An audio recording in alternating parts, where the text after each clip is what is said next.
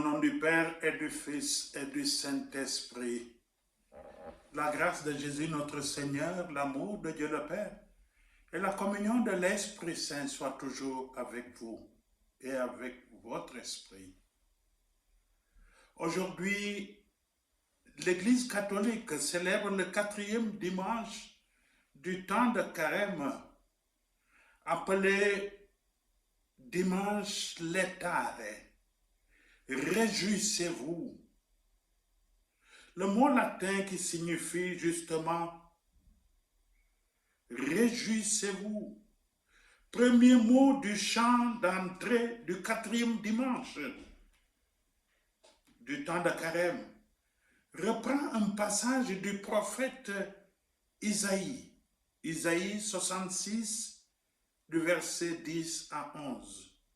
Se réjouir parce que déjà, la joie de Pascal perce. La joie de Pascal se pointe à l'horizon. La joie pascale se pointe à l'horizon. Ce dimanche est donc une pause au milieu de notre marche vers Pâques. Et nous écoutons à nouveau ce fragment si cher de l'évangile de Saint Luc, dans lequel Jésus justifie sa pratique sans précédent de pardonner les péchés et récupérer les hommes de Dieu.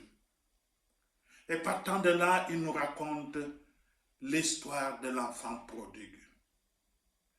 Doit-on dire l'enfant prodigue ou le père prodigieux?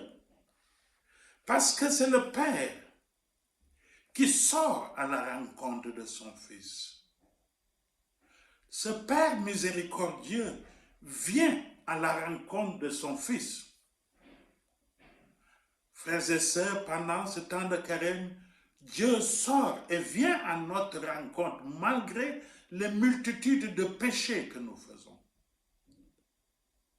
Ce qui nous est demandé justement, c'est un premier pas de conversion, un premier pas de retour vers Dieu.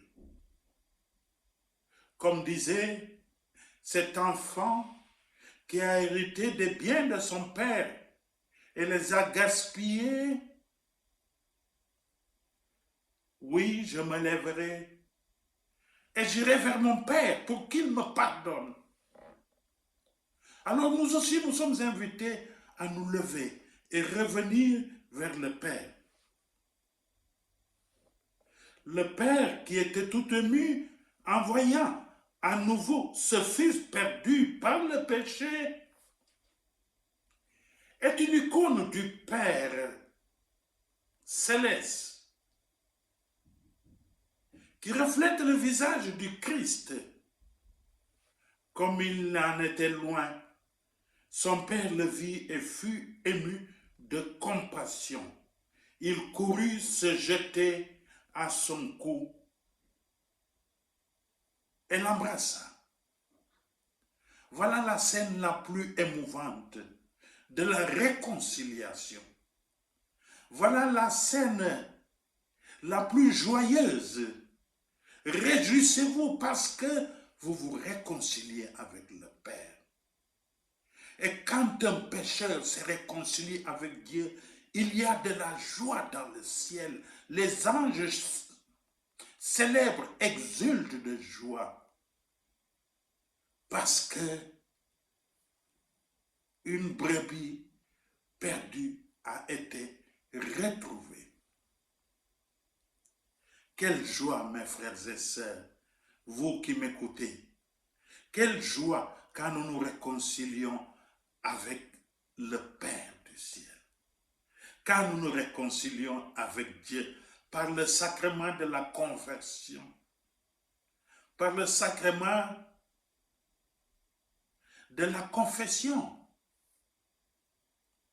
Et dans la prière, dans le secret de notre cœur, si nous prenons cette ferme résolution de revenir vers le Père. Voilà le mouvement de carême. Voilà la joie qui est célébrée, la joie de la réconciliation du propriétaire et de celui, justement, qui a tout dilapidé. L'enfant prodigue, quelle joie! Et il dira à son fils, son premier-né, réjouis-toi parce que ton frère est revenu parmi nous. Nous devons nous réjouir.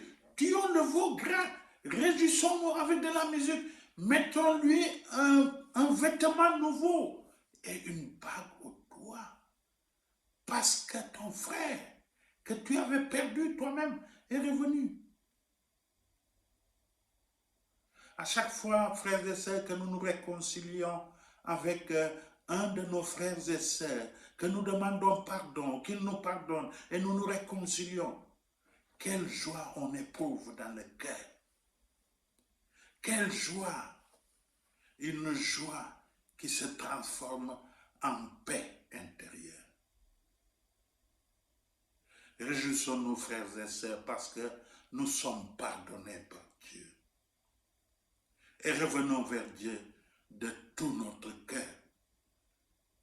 Malgré notre attitude d'enfant prodigue, de pécheur, revenons vers le Père et demandons au Père, en plus de nous pardonner, de nous bénir au nom du Père et du Fils et du Saint-Esprit. Amen. Le Seigneur soit avec vous et que Dieu Tout-Puissant vous bénisse, le Père, le Fils et le Saint-Esprit.